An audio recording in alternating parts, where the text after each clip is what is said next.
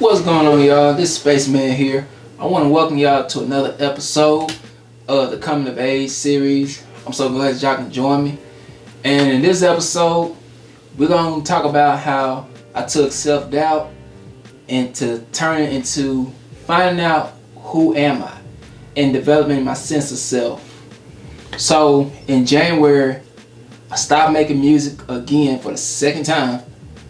This time, I had to come to grips that in order to get back into the mode of making music, I understood that I needed to go back to where it all started. I needed to re-ground myself and put myself back into a space where I can make music and it flows. So in the process of that, I began to start journaling. I started going to therapy. And I started doing yoga, and yoga played such a pivotal role in my development because it taught me to silence my mind.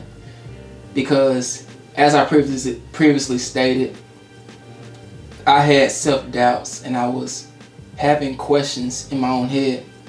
And yoga taught me to be still and to be present in the moments and to silence the negative doubt that was roaming through my mind at that time. And in that same process, I started back just listening to music. I started back just playing some of my favorite songs every day, just becoming a fan again, and just relearning why I fell in love with music in the first place. And in the midst of me finding that love, I questioned myself with my intention. Because in the beginning, I made music from a competitive standpoint to where I was trying to prove that I was serious. I wanted to prove something to people. But this time, I was meditating one day and I had a chance to tap in with my inner child. That 10-year-old that was just a fan of music. In those moments, I made my attention to where what would the 10-year-old Tony enjoy? It went from me wanting to prove something to somebody to making music that I want to enjoy. Not making beats just for the sake of making a beat. Now I wanted to make those beats with an intention and with a purpose to bring a voice to myself as well as other people. With that, fast forward into March, I felt rejuvenated. I felt back inspired again. So I got back into making beats again. I ended up making 2 new songs, and so I had 6 songs. And I was listening to them again. And I knew in that moment, I was just like, yo, this gotta be an album. But every album needs a name. So I was trying to process, like, what would I call it? One day, I was just scrolling through TV, just trying to find something to watch. And I just randomly stumbled across a documentary. The narrator said, "The coming of age."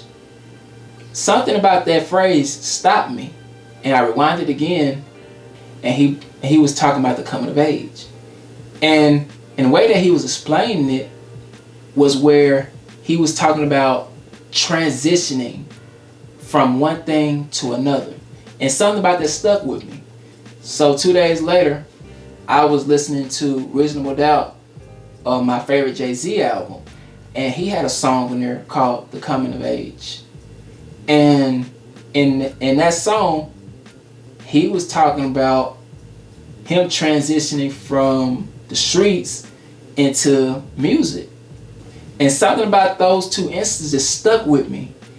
I was just thinking to myself, like, what did the coming of age, what did that mean to me? And I established right then that coming of age is a person trying to go from where they are to becoming who they're supposed to be, having questions and figuring out those questions one at a time to develop who we are supposed to become. And in that moment, the title, The Coming of Age, was born. But then, now that I had the name and I had the beats, I still had to remember one thing.